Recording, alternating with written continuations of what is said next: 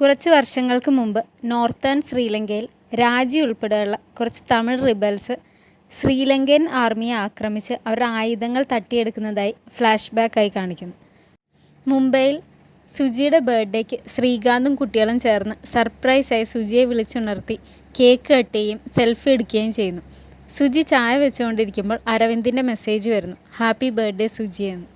സുജി കൗൺസിലിങ്ങിന് പോയി ഡോക്ടറോട് ഇതേപ്പറ്റി പറയുന്നു. അരവിന്ദ് എന്നെ ഇടയ്ക്ക് വിളിക്കും, മെസ്സേജസ് ചെയ്യും എന്നൊക്കെ.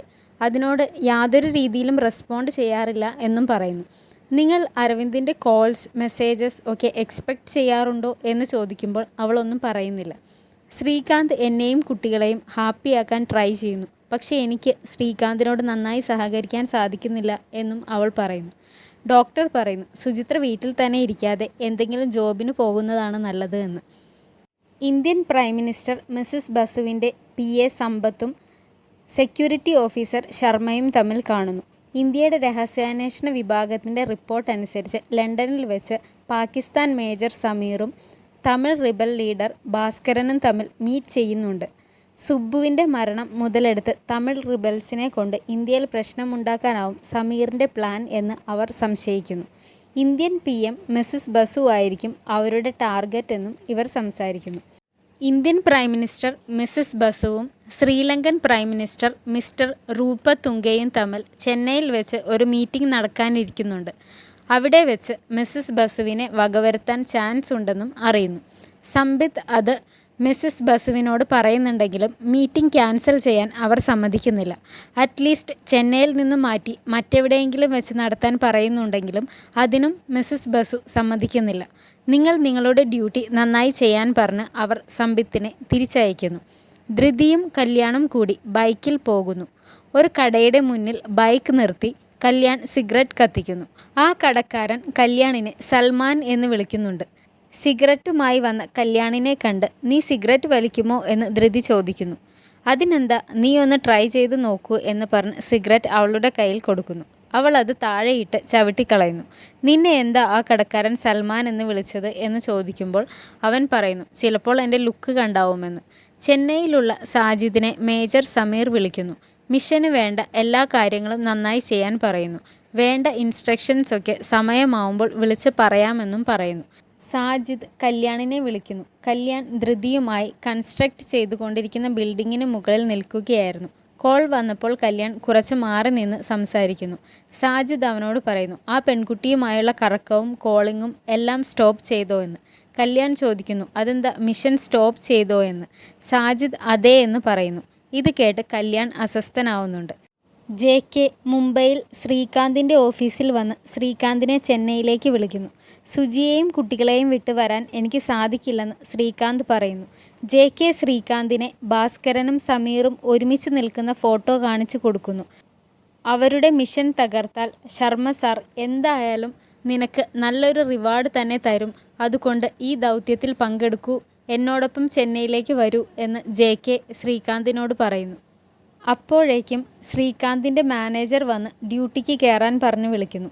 2 minutes കഴിഞ്ഞ് വരാമെന്ന് പറയുമ്പോൾ മാനേജർ സമ്മതിക്കുന്നില്ല. ചെന്നൈയിലെ നൂൽ ഫാക്ടറിയിൽ രാജി അവളുടെ സൂപ്പർവൈസർ നന്ദനെ കണ്ട് അവൾ റിസൈൻ ചെയ്യാൻ പോകുന്നു എന്ന് പറയുന്നു. അവിടെ അയാളുടെ ടേബിളിൽ ഭാര്യയുടെയും 2 മക്കളുടെയും ഫോട്ടോ വെച്ചിരിക്കുന്നത് അവൾ ശ്രദ്ധിക്കുന്നുണ്ട്. എന്തിനാണ് റിസൈൻ ചെയ്യുന്നത് എന്ന് ചോദിക്കുമ്പോൾ അമ്മയ്ക്ക് പാടില്ല എന്ന് പറയുന്നു. പൈസ വല്ലതും വേണോ എന്ന് ചോദിക്കുമ്പോൾ വേണ്ട, ഞാൻ മാനേജ് ചെയ്തോളാം എന്ന് പറയുന്നു. കുടിക്കാൻ എന്തെങ്കിലും വേണോ എന്ന് ചോദിക്കുമ്പോൾ അവൾ വേണ്ട എന്ന് പറയുന്നുവെങ്കിലും അയാൾ കോഫി വരുത്തി അവൾക്ക് കൊടുക്കുന്നു. സുജിയുടെ ബർത്ത്ഡേ ആയതുകൊണ്ട് ശ്രീകാന്തും സുജിയും കൂടി ഡിന്നർ കഴിക്കാൻ ഒരു റെസ്റ്റോറൻറ്റിൽ പോകുന്നു. അവിടെ വെച്ച് സുജി വീണ്ടും ജോബിന് പോകുന്നതിനെ പറ്റി ചോദിക്കുന്നു. അരവിന്ദിൻ്റെ കമ്പനിയിലേക്കാണോ ജോയിൻ ചെയ്യേണ്ടത് എന്ന് ശ്രീകാന്ത് ചോദിക്കുന്നു. ശ്രീ ആവശ്യമില്ലാതെ അരവിന്ദിൻ്റെ പേര് പറഞ്ഞ് എന്നെ അസ്വസ്ഥമാക്കാൻ ശ്രമിക്കുന്നു എന്ന് അവൾ പറയുന്നു. നീ എന്തിനാണ് ജോലി കളഞ്ഞതെന്ന് ശ്രീകാന്ത് ചോദിക്കുന്നു. അപ്പോൾ എൻ്റെ മൈൻഡ് മാറി എന്ന് സുജി പറയുന്നു. ശ്രീകാന്ത് പറയുന്നു, കഴിഞ്ഞ ഒരു വർഷമായി ഞാൻ TASCയിലെ ജോബ് വിട്ട് 9 AM to 5 PM ഉള്ള IT ജോബിന് കയറി. എപ്പോഴും നിന്നോടും കുട്ടികളോടുമൊപ്പം ഇരിക്കാൻ ശ്രമിക്കുന്നു. കുട്ടികളെ സ്കൂളിൽ ഡ്രോപ്പ് ചെയ്യുന്നു, പിക്ക് ചെയ്യുന്നു, നിന്നെ വീട്ടിലെ കാര്യങ്ങൾക്ക് ഹെൽപ്പ് ചെയ്യുന്നു. എന്നിട്ടും നീ ഒട്ടും ഹാപ്പിയല്ല. ഇനി ഞാൻ എന്താണ് ചെയ്യേണ്ടത് എന്ന് ചോദിക്കുന്നു. ഈ പറഞ്ഞതൊക്കെ എന്നെ ഹാപ്പിയാക്കാൻ വേണ്ടിയല്ല ചെയ്യേണ്ടത്. അതൊക്കെ ഒരു ഹസ്ബൻഡിൻ്റെ ഉത്തരവാദിത്തമാണ്. ഈ ഒരു വർഷത്തിന് മുമ്പ് വർഷങ്ങളായി ഞാൻ ഒറ്റയ്ക്കാണ് ഇതൊക്കെ ചെയ്തുകൊണ്ടിരുന്നത്. എനിക്കൊരു ഹെൽപ്പും കിട്ടിയില്ല. അഥർവിനെ പ്രസവിക്കാൻ ഞാൻ സ്വയം ഡ്രൈവ് ചെയ്ത് ഹോസ്പിറ്റലിൽ പോയി എന്ന് സുജി പറയുന്നു. 9 വർഷം മുമ്പ് നടന്ന കാര്യം ഇപ്പോഴും പറഞ്ഞുകൊണ്ടിരിക്കുന്നത് എന്തിനാണെന്ന് ശ്രീകാന്ത് ചോദിക്കുന്നു. ഇതുപോലെ ആർഗ്യൂ ചെയ്യാതെ നമ്മൾ സംസാരിച്ചിട്ട് തന്നെ എത്ര നാളായി എന്നും ശ്രീകാന്ത് പറയുന്നു. സുജി പറയുന്നു, എൻ്റെ മെൻ്റൽ സ്റ്റേറ്റ് എനിക്ക് തന്നെ നിയന്ത്രിക്കാൻ സാധിക്കുന്നില്ല. നമുക്ക് കുറച്ച് നാൾ അകന്നു നിൽക്കാമെന്ന്. നമുക്കിടയിൽ നല്ല സംസാരങ്ങളില്ല, റൊമാൻസ് ഇല്ല, സെക്സ് ഇല്ല എന്നൊക്കെ സുജി പറയുന്നു.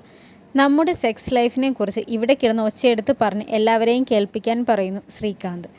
ശ്രീകാന്ത് എപ്പോഴും നുണ മാത്രമാണ് പറയുന്നത് എന്ന് സുജി പറയുമ്പോൾ, എൻ്റെ റിസ്ക് പിടിച്ച ജോലിയെക്കുറിച്ച് പറഞ്ഞ് നിങ്ങളെ ടെൻഷൻ അടുപ്പിക്കാതിരിക്കാനാണ് ഞാൻ പറയാതിരുന്നത് എന്ന് ശ്രീകാന്ത് പറയുന്നു. ദേഷ്യം വന്ന സുജി ഫുഡ് കഴിക്കാതെ ഇറങ്ങിപ്പോകുന്നു. വീട്ടിൽ വന്ന സുജി ബെഡ്റൂമിലും ശ്രീകാന്ത് ഹാളിൽ സോഫയിലും അസ്വസ്ഥതയോടെ കിടന്നുറങ്ങി. രാവിലെ ബ്രേക്ക്ഫാസ്റ്റ് കഴിക്കാനിരിക്കുമ്പോഴും രണ്ടുപേരും ഒന്നും മിണ്ടുന്നില്ല. ഓഫീസിലെത്തി ടെൻഷൻ അടിച്ച് തല കുമ്പിട്ടിരിക്കുന്ന ശ്രീകാന്തിനോട് മാനേജർ തന്മയ് വന്ന് ഞാൻ തരാൻ പറഞ്ഞ റിപ്പോർട്ട് ഇതുവരെ തന്നില്ല എന്ന് പറഞ്ഞ് ദേഷ്യപ്പെടുന്നു. ജസ്റ്റ് ലീവ് മീ എലോൺ എന്ന് പറഞ്ഞ് ശ്രീകാന്ത് തിരിച്ചും ദേഷ്യപ്പെടുന്നു. തന്മയ് ശ്രീകാന്തിനെ അവരുടെ കോൺഫറൻസ് റൂമിലേക്ക് വിളിക്കുന്നു. ഇവിടെ ഇത് പറ്റില്ല, തൻ്റെ ബ്രദർ പറഞ്ഞതുകൊണ്ടാണ്. ശ്രീകാന്ത് മാനേജർ തന്മയുടെ ഷർട്ടിൻ്റെ കോളറിന് കുത്തിപ്പിടിച്ച് ടേബിളിൻ്റെ മുകളിലേക്കിട്ട് പല പ്രാവശ്യം മുഖത്തടിച്ച് ഐ ക്വിറ്റ് ദിസ് ജോബ് എന്ന് പറഞ്ഞ് ഇറങ്ങിപ്പോകുന്നു. പോകുന്ന വഴി ശ്രീകാന്ത് ശർമ്മ സാറിനെ വിളിച്ച് താൻ ജോബ് വിട്ട കാര്യം പറയുന്നു. Sharma sir welcome to task Srikanth എന്ന് പറഞ്ഞ് ശ്രീകാന്തിനെ വിളിക്കുന്നു.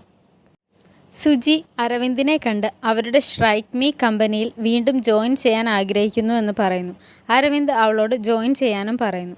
ചെന്നൈയിൽ രാജി ജോലി കഴിഞ്ഞിറങ്ങുമ്പോൾ സൂപ്പർവൈസർ നന്ദൻ പിറകെ വന്ന് എനിക്ക് സംസാരിക്കണം, എൻ്റെ കാറിനടുത്തേക്ക് വരുമോ എന്ന് ചോദിക്കുന്നു.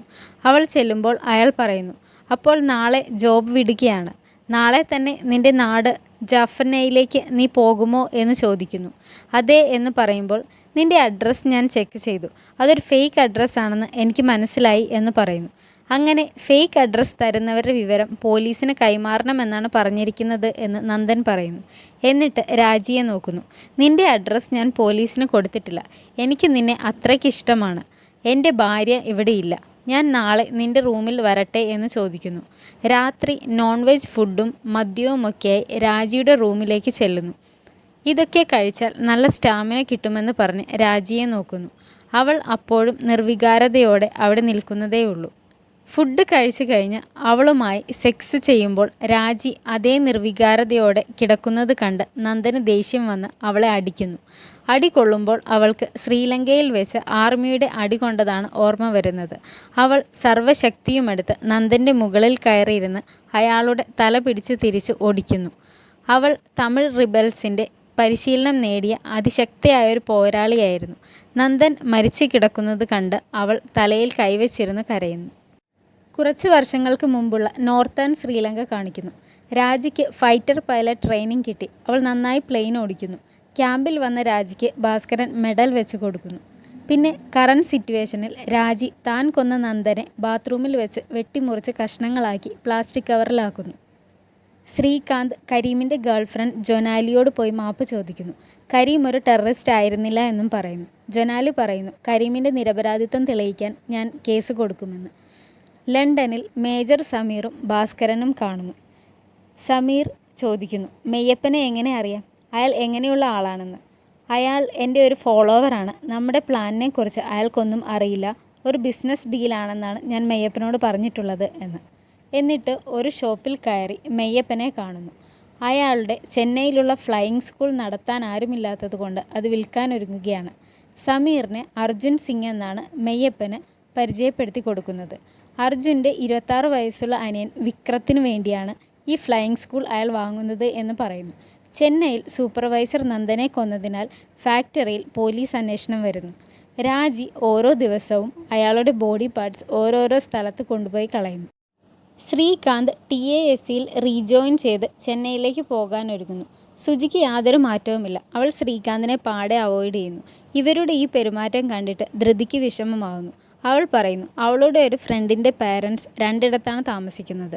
2 മക്കളിൽ ഒരാൾ ഫാദറിൻ്റെ കൂടെയും മറ്റേയാൾ മദറിൻ്റെ കൂടെയുമാണ്. അഥർവ് ധൃതിയോട് ചോദിക്കുന്നു, നീ ആരുടെ കൂടെ നിൽക്കാനാണ് ഇഷ്ടപ്പെടുന്നത്? പപ്പയുടെ കൂടെയോ അമ്മയുടെ കൂടെയോ എന്ന്. ധൃതി ഒന്നും മിണ്ടുന്നില്ല. ഇത് കണ്ട് അഥർവ് പറയുന്നു, ചേച്ചിക്ക് ബോയ് ഫ്രണ്ട് ഉള്ളതുകൊണ്ട് ആരുടെ കൂടെ നിന്നാലും പ്രശ്നമില്ലല്ലോ എന്ന്. ഇത് കേട്ട് ധൃതി അഥർവിനെ ദേഷ്യത്തോടെ നോക്കുന്നുണ്ട്. നിങ്ങൾ തമ്മിൽ ഇങ്ങനെയാണെങ്കിൽ എന്നെ ഇനി വിളിക്കണ്ട എന്ന് ധൃതി ദേഷ്യത്തിൽ ശ്രീകാന്തിനോട് പറഞ്ഞിട്ട് മുറിയിൽ കയറി വാതിലടയ്ക്കുന്നു. ശ്രീകാന്ത് ഒരു ജാക്കറ്റ് എല്ലായിടത്തും തപ്പുന്നുണ്ടെങ്കിലും ശ്രീകാന്തിന് കിട്ടിയില്ല. സുജി അയാൾ പറയുന്നതൊന്നും കേൾക്കാത്ത മട്ടിൽ ബെഡിലിരുന്ന് തുണി മടക്കി വയ്ക്കുന്നു. ശ്രീകാന്ത് ജാക്കറ്റ് എടുക്കാതെ തന്നെ പോകാൻ ഒരുങ്ങുന്നു. അഥർവ് ശ്രീകാന്തിനെ ഡോറ് വരെ കൊണ്ടുവിടുന്നു. സുജിക്ക് ശ്രീകാന്ത് അന്വേഷിച്ച ജാക്കറ്റ് കിട്ടി. അവൾ അതുമായി വരുമ്പോൾ ശ്രീകാന്ത് പോയിരുന്നു. ചെന്നൈയിൽ നൂൽ ഫാക്ടറിയിൽ സൂപ്പർവൈസർ നന്ദൻ്റെ മിസ്സിംഗ് കേസ് അന്വേഷിക്കാൻ പോലീസ് വരുന്നു. നന്ദനെക്കുറിച്ച് ഇവിടെ ആർക്കും കംപ്ലയിൻസ് ഒന്നും ഇല്ല എന്ന് മാനേജർ കോത്താരി പോലീസിനോട് പറയുന്നത് രാജി കേൾക്കുന്നുണ്ട്. പോലീസ് എല്ലാവരോടും ചോദിക്കുന്ന കൂട്ടത്തിൽ രാജിയോട് നന്ദനെക്കുറിച്ച് അന്വേഷിക്കുന്നു. നന്ദൻ നല്ല ആളായിരുന്നു എന്ന് അവൾ പറയുന്നു. ശ്രീകാന്ത് ചെന്നൈയിലെത്തി. JKയും മിലിൻഡും ഓഫീസർ മുത്തുവും ചേർന്ന് ശ്രീകാന്തിനെ പിക്ക് ചെയ്യാൻ വരുന്നു. സുജിയെയും കുട്ടികളെയും കുറിച്ച് പോകുന്ന വഴിയിൽ JK ചോദിക്കുന്നുവെങ്കിലും ശ്രീകാന്ത് ഒന്നും പറയുന്നില്ല. സുജി അരവിന്ദിൻ്റെ കമ്പനിയിൽ വീണ്ടും ജോയിൻ ചെയ്തു. ചെന്നൈയിൽ വെച്ച് ഇന്ത്യൻ PM-ഉം ശ്രീലങ്കൻ PM-ഉം തമ്മിൽ നടക്കാനിരിക്കുന്ന ഉഭയകക്ഷി ചർച്ചയ്ക്ക് പ്രൊട്ടക്ഷൻ ഒരുക്കുകയാണ് TASCയുടെ ഡ്യൂട്ടി. JK ശ്രീകാന്തിനോട് പറയുന്നു, ചെന്നൈയിൽ വെള്ളക്ഷാമമുണ്ട്. രാവിലെ 8 മണിക്ക് വെള്ളം വന്നാൽ പിന്നെ വൈകിട്ട് 8 മണിക്ക് നെക്സ്റ്റ് വെള്ളം വരൂ. അതിനിടയിൽ കുളിക്കാൻ പറ്റില്ല എന്ന്. വർഷാവർഷം വെള്ളപ്പൊക്കം വരുന്ന നഗരത്തിൽ വെള്ളത്തിന് ഇത്ര ക്ഷാമമോ എന്ന് ശ്രീകാന്ത് തിരിച്ചു ചോദിക്കുന്നു. ഒരു ഫിഷ് ഹാർബറിൽ വെച്ച് രാജിയും സെൽവയും സാജിദും മറ്റ് 2 പേരും കണ്ടുമുട്ടുന്നു. അവർ മിഷന് വേണ്ടി പ്ലാൻ ചെയ്യുന്നു. രാജിയായിരിക്കും മിഷൻ ലീഡർ എന്ന് പറയുന്നു. സെൽവ രാജിയുടെ അമ്മയെക്കുറിച്ച് ചോദിക്കുമ്പോൾ 1 വർഷം മുമ്പ് ഒരു റെഫ്യൂജി ക്യാമ്പിൽ വെച്ച് ആത്മഹത്യ ചെയ്തു എന്ന് അവൾ പറയും. രാജി നന്ദനെ കൊന്ന കാര്യം സെൽവയോട് പറയാൻ തുടങ്ങുന്നുവെങ്കിലും പിന്നീട് അത് പറയുന്നില്ല. കല്യാൺ അവോയ്ഡ് ചെയ്യാൻ തുടങ്ങുന്നത് കൊണ്ട് ധൃതി ആകെ അപ്സെറ്റ് ആവുന്നു. അവൾ അയക്കുന്ന മെസ്സേജിനൊന്നും കല്യാൺ റിപ്ലൈ ചെയ്യുന്നില്ല. സുജിയോടും ധൃതി ദേഷ്യപ്പെടുന്നുണ്ട്. ധൃതി ഒരുപാട് മെസ്സേജ് ചെയ്തപ്പോൾ കല്യാൺ തിരിച്ചു വിളിച്ച് റിപ്ലൈ ചെയ്യാതിരിക്കുമ്പോൾ മനസ്സിലാക്കിക്കൂടെ താല്പര്യമില്ല എന്ന് പറയുന്നു. ധൃതി പറയുന്നു, ഞാൻ ചെയ്ത തെറ്റെന്താണ് എന്ന് പറഞ്ഞിട്ട് പോകുമെന്ന്. കല്യാൺ പറയുന്നു, വീട്ടിലാകെ പ്രോബ്ലമാണ്. ഫാദർ വഴക്ക് പറയുന്നു. ഇനി വിളിക്കാൻ പറ്റില്ല എന്ന് പറഞ്ഞ് കോൾ കട്ട് ചെയ്യുന്നു. ധൃതി ആകെ വിഷമിച്ച് കരയുന്നു. നാളെ കോഫി ഷോപ്പിൽ കാണാമെന്ന് കല്യാൺ മെസ്സേജ് ചെയ്യുന്നു. പിറ്റേ ദിവസം ഷോപ്പിൽ വെച്ച് കാണുമ്പോൾ വീട്ടിൽ ഡാഡ് ഭയങ്കര പ്രോബ്ലമാണ്, എപ്പോഴും എൻ്റെ ഫോൺ ചെക്ക് ചെയ്യുന്നു എന്ന് പറയുന്നു. ധൃതി പറയുന്നു, ഓക്കെ, കുറച്ച് വർഷങ്ങൾ കഴിഞ്ഞാൽ നമ്മൾ അഡൾട്ട്സ് ആവും, അപ്പോൾ സ്വയം തീരുമാനമെടുക്കാമെന്ന്. കല്യാൺ ചോദിക്കുന്നു, എൻ്റെ കൂടെ ഒരു സീക്രട്ട് പ്ലേസിൽ വരുന്നുണ്ടോ എന്ന്. ധൃതി ഓക്കെ പറയുന്നു. കല്യാൺ ധൃതിയെയും കൊണ്ടൊരു ഫ്ലാറ്റിലേക്കാണ് വരുന്നത്. ഇതെൻ്റെ അങ്കിളുടെ അപ്പാർട്ട്മെൻറ്റാണ്, ഞാനിവിടെ ഇടയ്ക്ക് വരാറുണ്ട് എന്ന് അവളോട് പറയുന്നു. അവിടെ മുഴുവൻ ഭക്ഷണ സാധനങ്ങൾ കൊണ്ടും ഡ്രസ്സ് കൊണ്ടുമൊക്കെ അഴുക്കാക്കിയിട്ടിരിക്കുകയായിരുന്നു. അവിടെ അറബിയിൽ കുറച്ച് വേർഡ്സ് എഴുതി വെച്ചിരിക്കുന്നത് കണ്ട് ധൃതി ചോദിക്കുന്നു, നിൻ്റെ അങ്കിൾ മുസ്ലിം ആണോ എന്ന്. അപ്പോൾ കല്യാൺ പറയുന്നു, അല്ല, ഇത് റെൻറ്റഡ് ഹൗസാണ്, ഇത് അവരുടേതാണ് എന്ന്. അവർ തമ്മിൽ കിസ് ചെയ്യാൻ പോകുമ്പോഴേക്കും കോളിംഗ് ബെൽ വരുന്നു. ധൃതിയെ ഒരു റൂമിൽ അടച്ചിട്ട് കല്യാൺ വെപ്രാളത്തിൽ ഡോർ തുറക്കുന്നു. അവിടെ കല്യാണിനോടൊപ്പം താമസിച്ചിരുന്ന സെയ്ദ് എന്ന ആളായിരുന്നു അത്. താക്കോലെടുക്കാൻ വന്നതായിരുന്നു അയാൾ. അവിടെ ധൃതിയുടെ ബാഗ് കണ്ട് അയാൾ കല്യാണിനെ ചീത്ത പറയുന്നു, നീ ആരെയാണ് ഇങ്ങോട്ട് കൊണ്ടുവന്നതെന്ന്. ഇത് കേട്ട് ധൃതി ഇറങ്ങി വന്ന് പറയുന്നു, ഞങ്ങളൊരു അസൈൻമെൻറ്റ് ചെയ്യാൻ വന്നതാണ്, ലേറ്റായി, ഞാൻ പോകട്ടെ എന്ന് പറഞ്ഞ് അവൾ ഇറങ്ങുന്നു. അവൾ പോയി കഴിയുമ്പോൾ സെയ്ദ് കല്യാണിനെ ചീത്ത പറയുന്നു, നീ എന്താ വിചാരിക്കുന്നത്, ആരെയും ഇങ്ങോട്ട് കൊണ്ടുവരാമെന്നാണോ എന്ന് പറഞ്ഞ് ഷർട്ടിന് കുത്തിപ്പിടിക്കുന്നു. അപ്പോൾ കല്യാൺ പറയുന്നു, ഇത് സാജിദ് ബായിയുടെ മിഷൻ്റെ ഭാഗമാണെന്ന്. ഇത് കേട്ട് സെയ്ദ്, ഞാൻ സാജിദിനെ വിളിച്ച് ചോദിക്കട്ടെ എന്ന് പറഞ്ഞു പോകുന്നു. കല്യാൺ അവിടെ ഇരുന്ന് കരയുന്നു.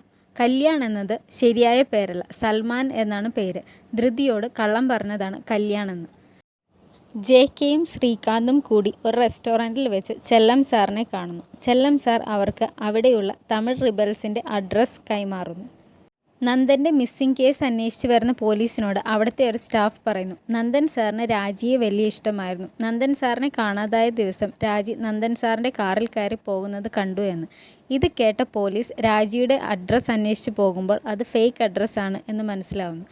രാജിയുടെയും നന്ദൻ്റെയും ലാസ്റ്റ് കോൾ ലൊക്കേഷൻ അന്വേഷിക്കുമ്പോൾ അത് ആഡംബരം ആണെന്ന് മനസ്സിലാക്കുന്ന പോലീസ് രാജിയെ അന്വേഷിച്ചിറങ്ങുന്നു. വനിതാ SI ഉമയാളാണ് നന്ദൻ്റെ കേസ് അന്വേഷിക്കുന്നത്.